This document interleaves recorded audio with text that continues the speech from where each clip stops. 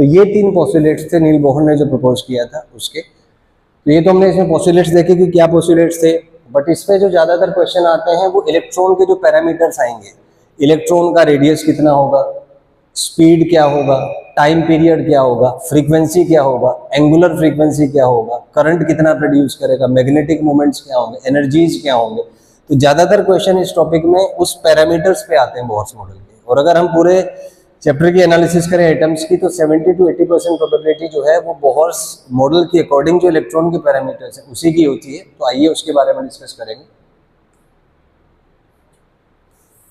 तो सबसे पहले हम एक मॉडल मान लेते हैं कि ये कोई इलेक्ट्रॉन है जो किसी एटम में मान लीजिए मूव कर रहा है स्पीड v से, और मान लीजिए कि रेडियस कुछ कैपिटल r है।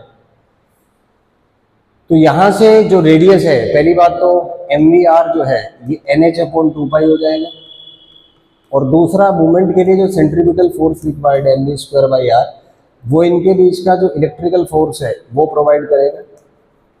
This is equation number 1, this is equation number 2। इन दोनों इक्वेशंस को सॉल्व करेंगे तो यहाँ से हमारे पास आ जाएगा कि जो रेडियस है this is n²/z into r0। अगर इसको हम सिंप्लीफाई करें तो फाइनली रेडियस इतना आ जाता है।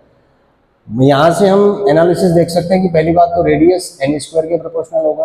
तो अगर मैं रेडियस और n का ग्राफ ड्रॉ करूं, ग्राफ विल बी, कैसा ग्राफ होगा भाई, ग्राफ कैसा होगा rn का, parabola. Graph will be a parabola क्योंकि प्रोपोर्शनल टू n² है।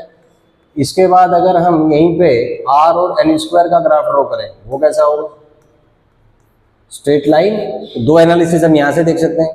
थर्ड, अगर नेक्स्ट एनालिसिस हम देखें कि r is proportional to 1/z, तो अगर मैं r और z का ग्राफ ड्रॉ करूं तो r और z का ग्राफ रेक्टेंगुलर हाइपरबोला होगा, this is proportional to 1/z। Third analysis आप ये देख सकते हैं। अगर फोर्थ एनालिसिस की बात करें यहाँ से, तो आप देख सकते हैं कि r is proportional to 1/z। तो अगर मैं यहाँ पे 1/z एक्सिस बनाऊं और यहाँ पे r एक्सिस बनाऊं, तो इनके बीच का ग्राफ होगा आपका स्ट्रेट लाइन। तो यहाँ से इसको सोल्व करेंगे, ये आपका स्ट्रेट लाइन ग्राफ आ जाएगा। एक इसकी एनालिसिस ये होगी।